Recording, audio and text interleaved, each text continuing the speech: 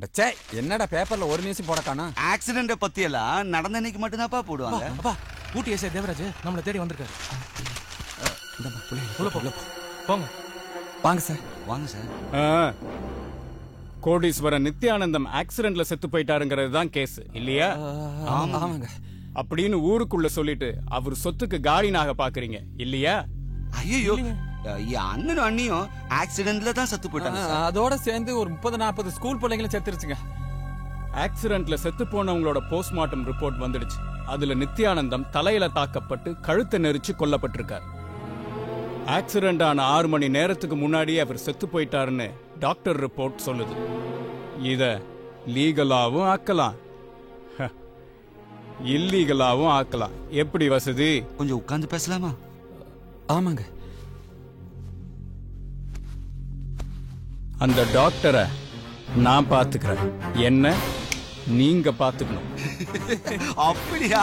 நாங்க கிராமத்துல இருக்கிற சொத்தை மொத்தம் குத்தைக்கு விட்டுட்டு மெட்ராஸ் போலான்னு இருக்கோம். அங்க போனா தானே காயத்ரிய பெரிய படிப்பு படிக்க வைக்க முடியும். காயத்ரி மேஜர் ஆகி அவ கையெழுத்து போட்டா தானே சொத்தெல்லாம் எங்க கைக்கு வரும். அப்பதானே உங்களுக்கு பங்கு கொடுக்க முடியும். பங்கு நீங்க எனக்கு கொடுக்க போறீங்களா? எப்படி கொடுப்பீங்க? வளர்த்த பாசத்துக்காக பிச்சை வேணா போடுவா, சொத்தெல்லாம் கொடுக்க மாட்டா. அதுக்கு நாங்க என்ன பண்ணணும்? உங்க 2 பொண்ணுல ஒரு பொண்ண மெட்ராஸ் கூட்டிட்டு போய் காயத்ரின்னு ஸ்கூல்ல சேர்த்துடுங்க. அந்த புள்ளதான் காயத்ரின்னு யாருக்கு தெரிய போகுது? காயத்ரி தங்கச்சி இல்லையா? லாவண்யா. என்ன சொல்றீ? இவங்க 2 பேர்ல ஒருத்தர் தங்கச்சி. பிரியா லாவண்யா 2 பேர்ல யார் என் தங்கச்சி? நான் சொல்ல மாட்டேன். யார் என் தங்கச்சி? சொல்ல மாட்டேன். யார் என் தங்கச்சி? சொல்லு. யார் என் தங்கச்சி? சொல்றீ. சொல்லு. யார் என் தங்கச்சி? யார் என் தங்கச்சி?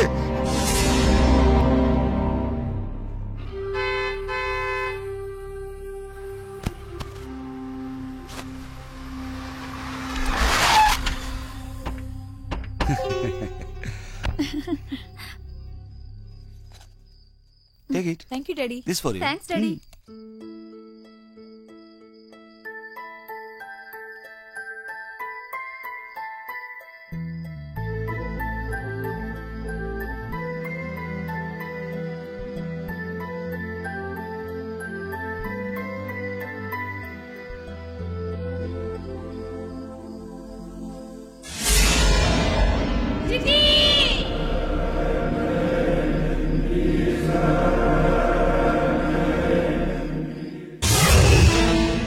உங்க வேலையில வீணா தலையிடக்கூடாதுன்னு தான் நான் பேசாம இருந்தேன். ஆனா தொடர்ச்சியா கொலை நடக்கிறத பாத்துக்கிட்டு என்னால சும்மா இருக்க முடியாது.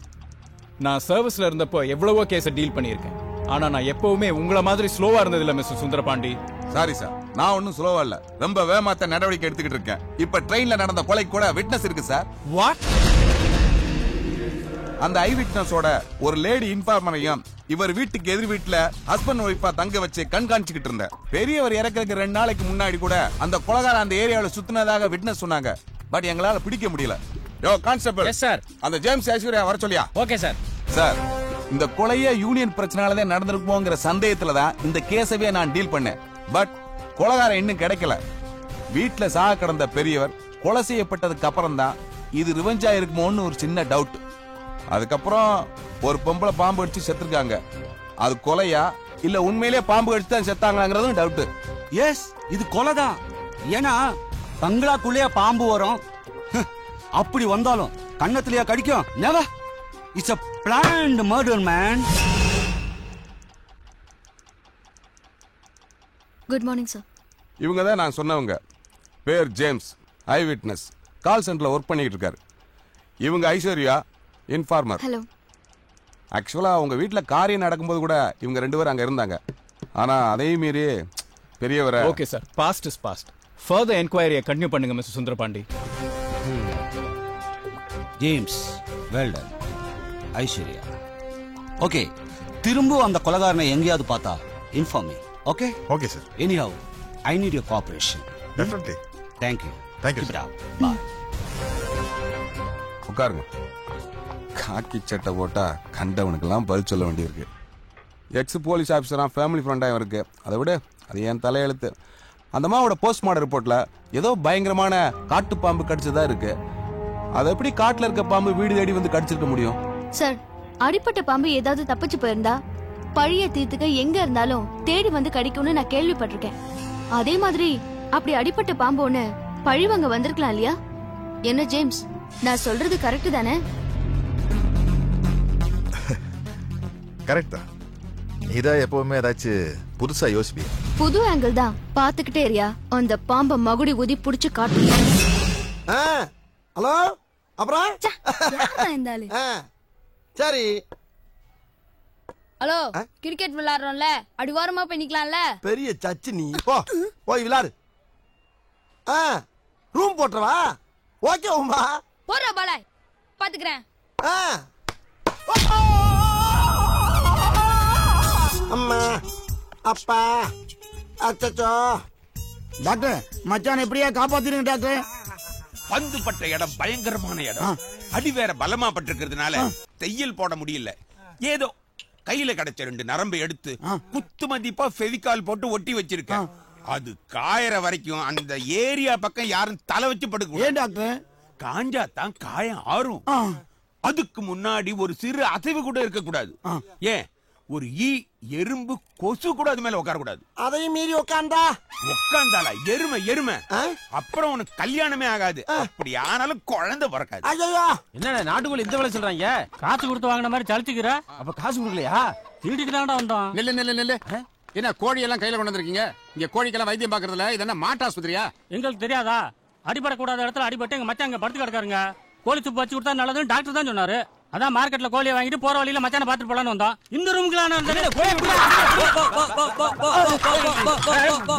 உங்களுக்கு ஒண்ணு ஆகாது மச்சான். எங்க தங்கச்சி மாங்கல்யம் உங்களை காப்பாத்து மச்சான். மச்சான் அசையாதீங்க, அப்படியே இருங்க. பயப்படாதீங்க மச்சான், உங்களுக்கு ஒண்ணு ஆகாது. பயப்படாதீங்க மச்சான். மச்சான் ஆட்டாதீங்க. நீ இங்க இருக்கிற? டேய் தம்பி, அண்ணே மச்சானுக்கு எதுவும் ஆகாம குந்துனாப்ல அப்படியே கோழி பிடிக்கல. என்ன பாத்துரா அப்படியே ஏன் 2 நாள் ஹாஸ்பிட்டலுக்கு வரல? எங்க அப்பனுக்கு எனக்கு பெரிய பிரச்சனை ஆயிப்போச்சு டாக்டர். அப்பாவோட சண்டை ஆஸ்பத்திரிக்கு வரணும் இருக்கா? அப்படின்னு சண்டை தினம் தண்ணியை போட்டு வந்து எண்ணெய் போட்டு அடிக்கிறான். யோ, அப்ப தானே அடிச்சான், ஊர்ல உள்ளவன் அடிச்சான். எங்கேயாவது கோழி மிதிச்சு குஞ்சு செத்துருக்காயா?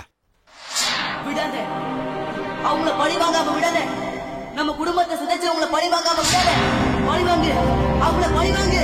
அவங்கள பழி வாங்காம விடாத. அவங்கள பழி வாங்கு.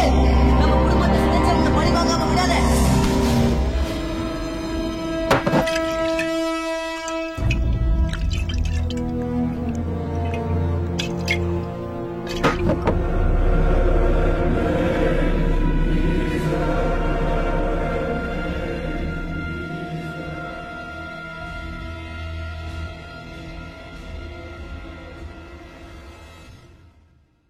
தங்கச்சி வாங்கல. ஊர்ல இருக்கிற என் தங்கச்சிக்கு லெட்டர் எழுதணும். கையில அடிபட்டு இருக்கு. என் பொண்டாட்டி வேற ஓவர் பிஸி. நீ கொஞ்சம் எழுதி கொடுக்குறியாமா? என்னண்ணே இது, இப்ப போய் லெட்டர் எல்லாம் போட்டுக்கிட்டு? அதான் போன் இமெயிலாம் வந்துருச்சுல்ல. ஐயோ, எங்க ஊர் வர பட்டிக்காடு, அங்கெல்லாம் லெட்டர் தான். சரிண்ணே, சொல்லுங்க. காயத்ரி குட்டி எழுதி பார்க்கலாம்.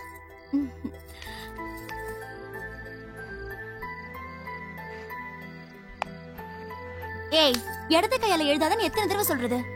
இடது கையில எழுதுனா என்ன, வலது கையில எழுதுனா என்ன? எழுதுனால விடுமா.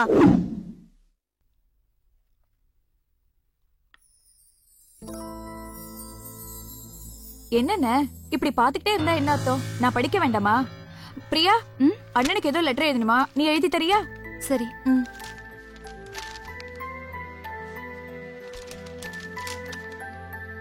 என்ன எழுதணும் சொல்லுங்கண்ணே.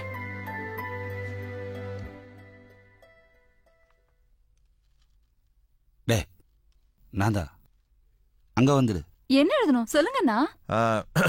அன்புள்ள தங்கச்சிக்கு, நான் கூடி சீக்கிரம் உன்னை பார்க்கறதுக்காக ஊருக்கு வர்றேன். அப்படி வரும்போது நான் உனக்கு என்ன சார், நம்ம கொஞ்சம் வெளியில போயிட்டு வரலாமா? ஓகே சார், வாங்க. நான் வந்து நான் அப்புறம் வந்து சொல்றேன்.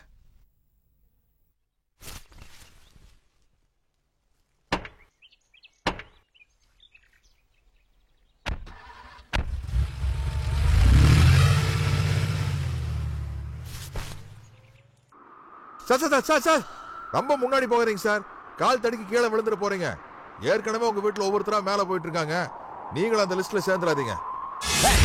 என்ன அந்த லிஸ்ட்ல அவ்வளவு சீக்கிரம் சேர்க்க முடியாது ஜேம்ஸ். சார், நீங்க சொல்றது ஒண்ணுமே எனக்கு புரியல சார். புரியல? ரொம்ப அப்பாவி. இந்த கொலையெல்லாம் நீ தான் பண்ணியிருக்க. என்ன சார் இது விவகாரம் பண்ண வந்த மாதிரியே பேசுறீங்க? நான் ஏன் சார் உங்க குடும்பத்தை கொலை பண்ணா? எனக்கு உங்களுக்கு என்ன சார் பகை? அதே தான் நானும் கேக்குறேன். உனக்கும் எனக்கு என்ன பகை? ஐயோ என்ன சார் ஏதோ ரூட்ல போறீங்க சார். உங்க தம்பியை கொன்ன கொலைகாரனை பார்த்து ஐவிட்டேன் சார் நானு. சார் தப்பு ஏமாதான் சார். போலீஸ்ல சாட்சி யாராச்சும் இருக்காங்களான்னு கேட்ட உடனே ஸ்கூல்ல படிக்கிற பையன் மாதிரி உள்ள ஏன் கையை தூக்கணும் பாருங்க. அதுல வந்த வம்புதான் சார். இதெல்லாம் நம்புறதுக்கு என்ன இன்ஸ்பெக்டர் சுந்தரபாண்டிய மாதிரி கேனக்கு இருக்க நினைச்சியா? மரியாதையா உண்மை சொல்லு. Who are you? சார் நான் ஜேம்ஸ் சார், ஐ விட்னஸ். ஜேம்ஸ், நீ என்னை ஏமாத்த ட்ரை பண்ண வேண்டாம். இத பாரு, என் தம்பி கொலையானப்ப நீ அங்க இருந்திருக்க. என் அப்பா கொலையானப்பவும் நீ அங்க இருந்திருக்க. ஏன் என் தம்பி பொண்டாட்டி கொலையானப்ப கூட நான் அப்ப இங்க இல்ல சார். இருந்திருப்ப, இருந்திருக்கணும். சொல்லு, உன் அடுத்த குறி யாரு சொல்லு. நீ தாண்டா. இப்பவே உன்னை நான் போட்டிருப்பேன். ஆனா நீ என் கூட வந்து நிறைய பேர் பார்த்துட்டாங்க. அனாவசியமா நான் மாட்டிக்க விரும்பல.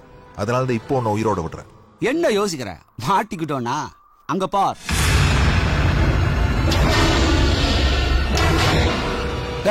ஒரு கை அசிச்சா போதும், உன் உடம்ப பீஸ் பீஸ் ஆக்கிடுவாங்க. ஃபாரின்ல ட்ரைனிங் எடுத்தவங்க. குறி மிஸ் ஆகாது. உன்னை இங்கேயே சமாதி ஆக்கிடுவாங்க. உனக்கு 2 minutes டைம் தரேன். ஏன் கொலை பண்ணேன்னு சொல்லிடு. உன் டைம் முடிய போகுது, முடிச்சிடறேன்.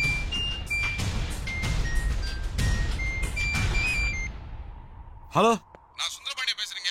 உங்க தம்பியை கொலை பண்ணவன நாங்க அரெஸ்ட் பண்ணிட்டோம். துப்பாக்கில இருந்த கைரேகையும் அவருடைய கைரேகை ஒண்ணா இருக்கு. நீங்க உடனே கிளம்பி வாங்க. ஓகே, வரேன். சாரி ஜேம்ஸ், இன்ஸ்பெக்டர் தான் பேசினாரு. இங்க நடந்தாலும் மனசுல வச்சுக்க வேணாம் ஜேம்ஸ். கொலைகாரன் கிடைச்சிட்டானா? Sorry. Come on, cheer up.